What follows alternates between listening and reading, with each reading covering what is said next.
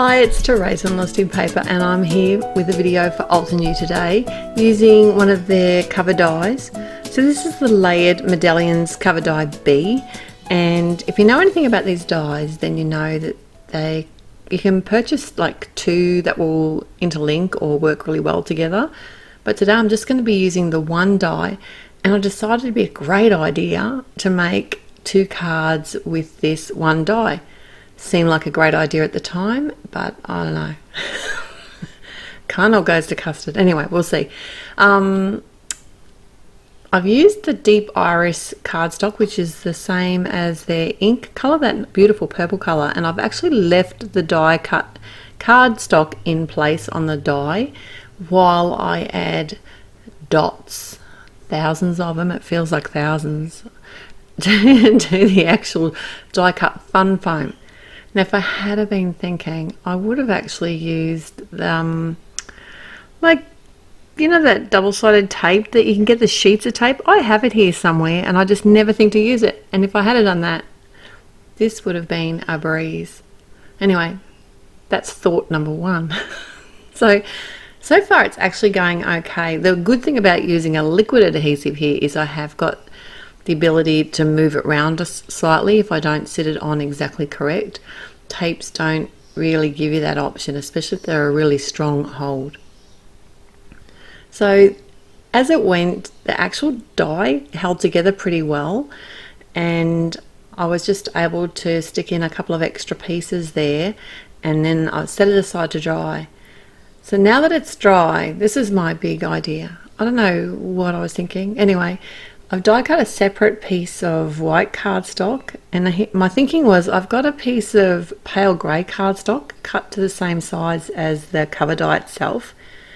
And I have done this before with other dies, but not with the fun foam on top, if that makes sense, because I'm using my liquid glue again to add the die cuts that are already on the fun foam into place. And it's about here I work out that this is not going to be really very easy to lift off.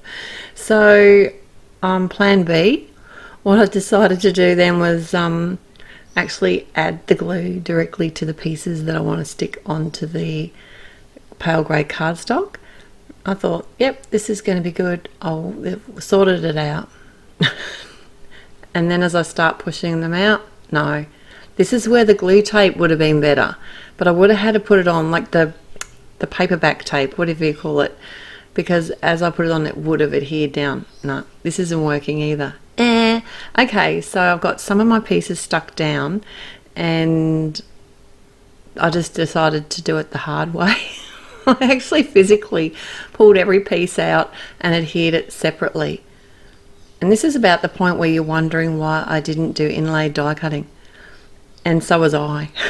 I was wondering exactly that same thing about this point. I didn't even think of it. I haven't done it for a little while. I think that maybe that was it. But if you're going to make this card, if you can be bothered doing this, if you actually like the finished look of this, die cut the pale grey cardstock, remove the pieces, and then inlay those foam pieces. It would have been much easier.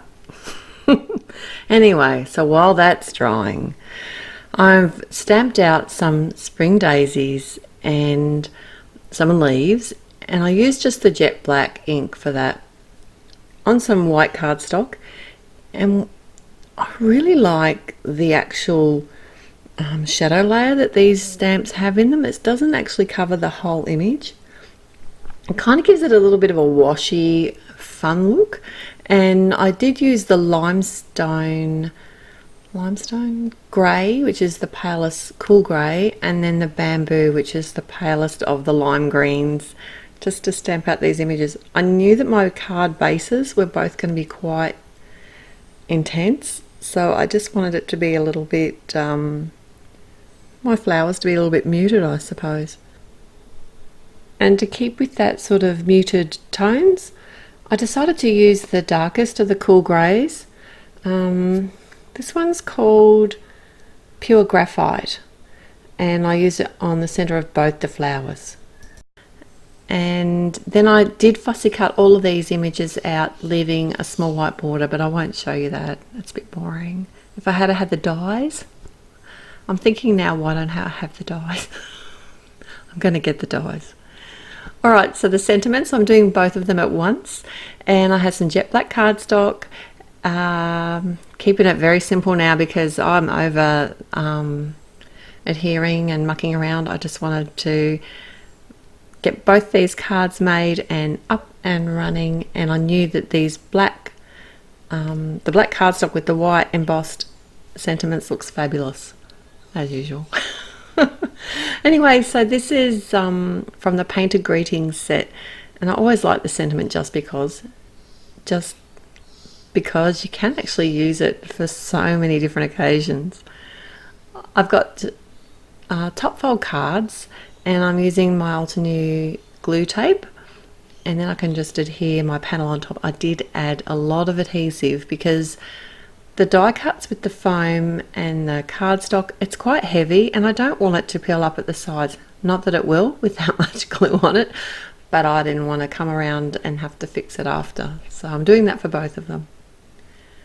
I did add some matte medium again to the back of the propper, the bit that you're meant to use out of the cover die, which is just gorgeous. I love this funky shape. It's very retro, and I think it'd be awesome. Like, imagine that in hot pink and bright orange.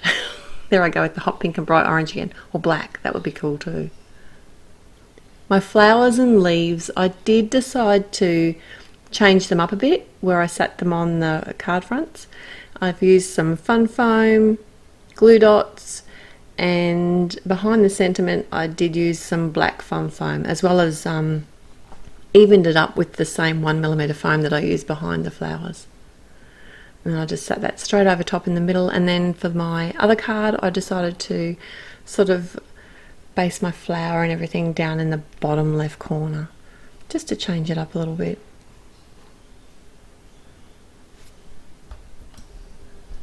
And as a final touch, I did decide to add some, it's called Pitch Black Glass Glitter, and it's from Prima, and I did use my glossy accents because I know it's got a really strong hold, and this glass glitter is quite heavy, so I didn't want it to go anywhere. After it dried though, I did brush off any excess with a soft brush, and that seemed to work really well. I hope I've inspired you with the Altenew cover dies today. I have had heaps of fun, even though it was hard work, and I could have made it a lot easier on myself. So can't wait to see what you guys can do with these dies. The possibilities really are endless. So till next time, happy paper crafting. Bye.